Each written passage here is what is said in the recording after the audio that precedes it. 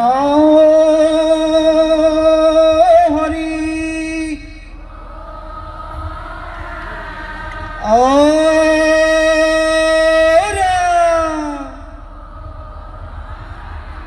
কৃষ্ণ।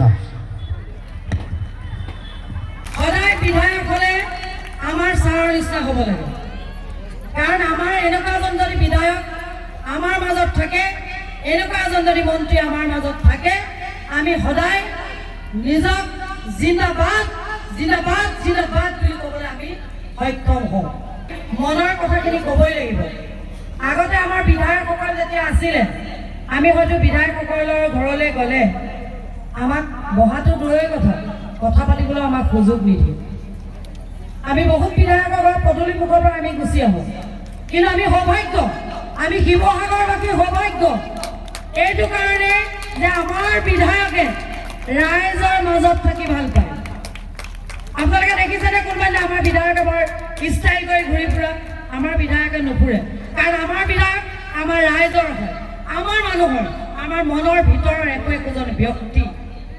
আৰু সেয়েহে আপোনালোকে গম পায় যে অসম মুকম ৰেকৰ্ড কৰোঁতে আমাৰ বিধায়কে এষাৰ কথা কৈছিলে, আপোনাৰ সবৰ আগত অষ্টাংগে সেৱা কৰিছিলে, আৰু সেৱা কৰোঁতে তেতিয়া কৈছিলে যে মই আজি নিজেই বৰ দুখ পাইছোঁ যে শিৱসাগৰ জিলালৈ বিভিন্ন প্ৰান্তৰ পৰা আই মাতৃসকল আহিছে, কিন্তু যেনেকৈ মই বিধায়ক হিচাপে সহায় কৰিব লাগিছিলে তদ্ৰূপ কৰিব পৰা নাই।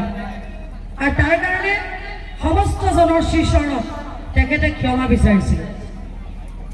আৰু আজি এই শুভ মুহূৰ্তত সুন্দৰ এখন মঞ্চ, সুন্দৰ এটা বাতাবৰণ, সুন্দৰ এখন সমাজ এই সৃষ্টি কৰাৰ মূলতে হৈছে আমাৰ বিধায়ক ছাৰ। সদায় বিধায়ক হলে আমাৰ ছাৰৰ নিচিনা হ'ব লাগে, কাৰণ আমাৰ এনেকুৱা এজন যদি বিধায়ক আমাৰ মাজত থাকে, এনেকুৱা এজন যদি মন্ত্ৰী আমাৰ মাজত থাকে, আমি সদায় নিজক জিন্দাবাদ জিন্দাবাদ জিন্দাবাদ বুলি ক'বলৈ আমি সক্ষম হওঁ।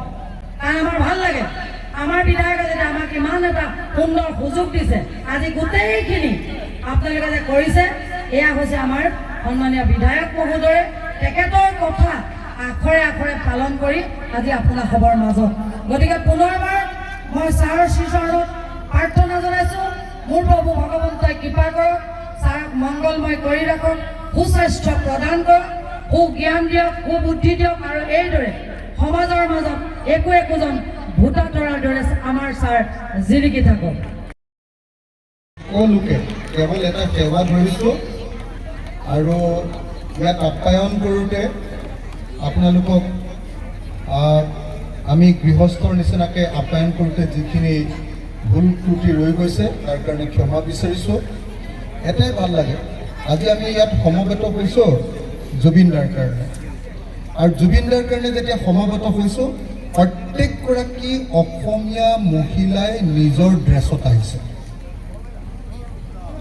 নিজৰ ড্ৰেছত আহি নিজৰ আটাইতকৈ আপোন ল'ৰাটোক স্মৰণ কৰিছে আৰু কৈছে, মই সোমাই আহোঁতে কেইবাগৰাকী মহিলাই মোক কৈছে যে ছাৰ বেলেগ কথা বাদ দিয়ক, আমাক জুবিন দাৰ ন্যায় লাগিবই। বিচাৰেনে আপোনালোকে সকলোৱে? মই সকলোৰে পৰা, দূৰত থকা সকলোৰে পৰাও মই এটা জোৰকৈ হাত তালি বিচাৰিম যদিহে সঁচাকৈ জুবিন দাৰ ন্যায় আপোনালোকে বিচাৰে।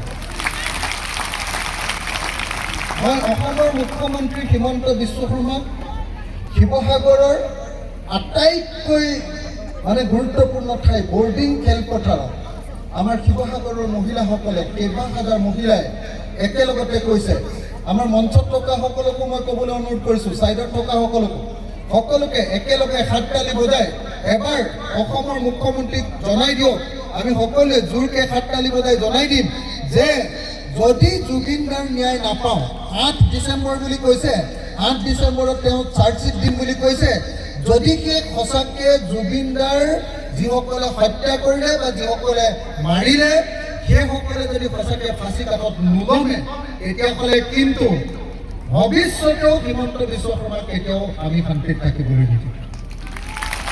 হয়নে নহয়? হয়নে নহয়? আপোনালোকে ভাবক, অসমীয়া জাতিৰ আটাইতকৈ আপোন ল'ৰাটো যে গোটেই জীৱন অসমীয়া জাতিৰ কাৰণে গীত ৰচনা কৰিলে। আমি ভূপেন দাক জানো, ভূপেন দাই যেনেকৈ গোটেই জীৱনটো অসমীয়াৰ কাৰণে দিলে, গোটেই জীৱনটো জাতিৰ কাৰণে দিলে। ভূপেন দাৰ পাছত একেবাৰে জাতিটোৰ কাৰণে আটাইতকৈ ভাল পায়, জাতিটোৰ কাৰণে হিয়া উগৰি দিয়া মানুহজনৰ নামে হ'ল জুবিন গাৰ্গ। হয়নে নহয় বাৰু? একদম জুবিন গাৰ্গ মৃত্যু হওঁতে নিজৰ ঘৰৰ ল'ৰাটো মৃত্যু হোৱা যেন লাগিছিলে নে নাই আপোনালোকে? সঁচাকৈ লাগিছিলে নে নাই? আৰু সেইকাৰণে জুবিন গাৰ্গৰ মৃত্যু আমি কোনেও পাহৰিলে নহ'ব। মই অনুৰোধ জনাইছোঁ, এবাৰ জোৰকৈ এটা হাততালি বজাই হিমন্ত বিশ্ব শৰ্মাক জনাই দিব লাগিব যে আমাক ন্যায় লাগিব। জুবিন গাৰ্গ জিন্দাবাদ, জুবিন গাৰ্গ জিন্দাবাদ। জুবিন গাৰ্গে ন্যায় পাব লাগিবই, জুবিন গাৰ্গে ন্যায় পাব লাগিবই, জুবিন গাৰ্গে ন্যায় পাব লাগিবই। জুবিন গাৰ্গৰ হত্যাকাৰীসকলৰ ফাঁচি হ'ব লাগিবই, জুবিন গাৰ্গৰ হত্যাকাৰীসকলৰ ফাঁচি হ'ব লাগিবই। ধন্যবাদ।